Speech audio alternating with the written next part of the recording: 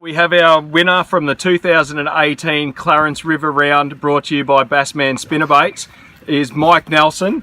He had a nice start in session 1 for 3.26. The second session bag looked like it was going to be the biggest bag for the weekend at 4.47, and today he knocked that out of the park by a fair, what's that, nearly 100 grams, or 110 grams I should say, for 4.56, a total weight of 12.29. We have Mike Nelson. How are you, Mike? Feeling good, mate. Have you come down yet? Have you realised what you've done? It's a better feeling than last year, driving home with a second with 60 grams deficit. So you better drive home.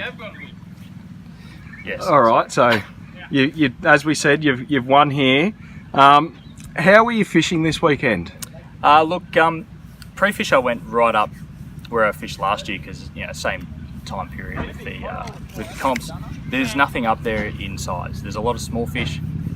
I was seeing a lot of bigger shows on the sounder, but I couldn't get them to bite. So pretty much I gave that up and concentrated on the lower sections for both sessions or both days.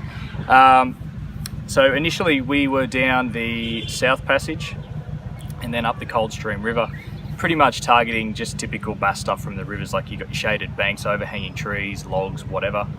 Throwing the Z-Man slim swims on just some sort of beetle spin head.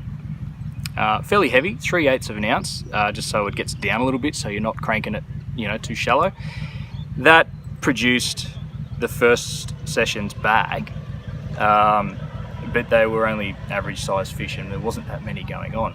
But during that session I noticed that there was a lot of shows on the sounder out wide, so that basically changed the plan for session 2. So we concentrated more session 2 on the deeper fish, anywhere from sort of 15 to 25 feet is where they went down, and they were sitting on sunken timber, stuff that people were probably overlooking. I was finding it on the side scan, you'd see a few fish and you target that with a jig, and you would get them. You had to work on them. Some of the fish took 30 seconds, 40 seconds for them to eat it. So you're sitting there, and they're hitting it, bang, and they'd suck it in, and you'd get them that way. But pretty much very slow fishing for that second session. And then today was exactly the same. We started off throwing top waters. I threw a frog 8 or 9 times, and I thought, no, what am I doing? Get the jig, find those deep snags, and we caught 4 fish in the first hour. We would have had, 3-2, 3-3. We had a quiet spell then. We came back down river, hit one of the trees that I hit first up, got a few bites, didn't hook up, and just progressed around that bend, and it was all shaded and it just looked good, and we caught a few more upgrades there. That's where we got the last 2 or 3 bigger ones. So we probably caught 10, 11, 12 fish for the day. So yeah. Okay. Pretty much it. So run me through the jig that you were using and also the outfit that you were using for that jig. Okay, so the jig rod is a 13 Omen.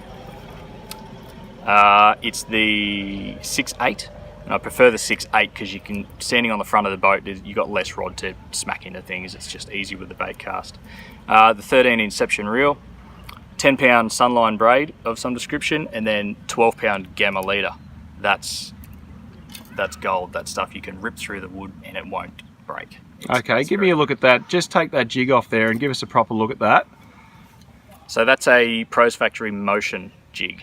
Okay, and what trailer were you running on the back of that jig? Generally just a gulp of some description. The gulps, because they hang on pretty good and you don't have to reapply scent. They just pong all day, and you really only need to throw 2 or 3 grubs on it a day. Yep. Pretty much. So yeah, and that's it. And black. That's what I like to run. Yeah, well, I fished with you last year and it was definitely all about the black. Yep. And so like I said, you've done well. As I've said in the presentation and stuff like that, guys that generally fish rivers in these river rounds I'm not going to say going to do better than the dam guys, but you have a lot more understanding of current breaks, eddies, backwaters, fishing sunken trees, things like that. Do you think that's how you've taken this out, just with your knowledge of fishing rivers? It certainly helps a lot, and current did play a factor. I was a fair way up the river, so there wasn't a great deal of current, but we got the run in early in the morning, and that was obviously that triggers a bite. Then once the current slowed down, it was pretty much just a matter of knowing that there was fish in the area and fishing it super slow and just shaking it. Bass are like this, that they were down there, but they were not that interested in eating. Like, you could run a heavy swim bait or anything through there and they won't chase it, they won't eat it. So with the jig, as long as you know they're there, pretty much send it to the bottom, sit it on the spot, and then just shake that rod tip, like real short. Don't whine, don't do anything, just shake that rod tip ever so slightly. Okay. But with a little bit of, you got to really get the shake going. And then just sit there and wait. If they don't hit it, shake it, wind it a few times, just really slow. You really only want to move it, you know, small bits at a time. You don't really want to hop it, you don't want to swim it. And they'll just come along and they'll actually peck at it like broom. And often your biggest fish will be the ones that barely touch it. Okay. Often you will need to wait for them to suck it in, and they'll actually swim off with it, and then you feel weight, load up on them and just strike. So when you say you're feeling weight, are they moving away with the bait, or are you just feeling weight there, like there's something sitting on top of your lure? Either way, sometimes they'll suck it in and they won't move, you just feel the weight, you'll set the hook and you're on. Other times, like one today, I cast in and he actually ate it on the drop, and I've caught him up, and before I realised he's actually got it and swimming with it, he was under the boat. I've set the hook under the boat. And that was probably 15 metres from the bank. Okay, so he moved quite a way with it in his mouth before you realised it was there. Sometimes I'll swim right off, other times I'll just sit on it. So. Okay, thanks Mike. And there you have it guys, there's a great rundown on how to fish jigs for bass in the rivers. And Pro's Factory jig, 13 Omen rod and reel. Inception reel. Okay, nice. So there you have it. There's our winner from 2018 Rapala Bass Pro Clarence River round, brought to you by Bassman Spinnerbaits, Mike Nelson.